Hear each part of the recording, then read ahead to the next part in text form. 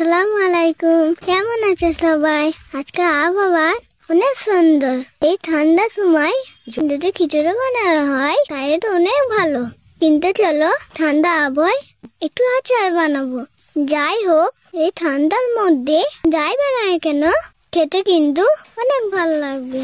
আচার বানানোর জন্য লবণ, চিনি, তেজপাতা, কালো জিরে, মরিচ আরো কিছু উপকরণ নিয়ে আচার বানিয়ে ফেলেছি। আর দেখো তো, যা দেখতে কত সুন্দর লাগছে, খেতেও কিন্তু মজা ছিল। আচার বানাতে গেলে শুকনো শুকনো ভালো লাগে না, একটু ঝোল ঝোল থাকলে সেই আচারটা বেশি মজা হয়। চলে এই ঠান্ডার মধ্যে একটু দই বসে বলি, তেঁতুল দিয়ে দই বসাবো।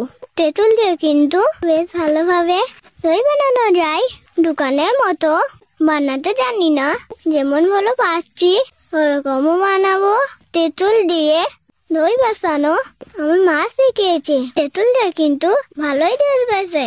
আর 10 মিনিট পর এটা দেখতে এসছি, আর দেখো কত সুন্দর ফেনা ফেনা হয়ে গেছে। কিছুক্ষণ লাগলে বেশ ভালোভাবে দই বসে যাবে।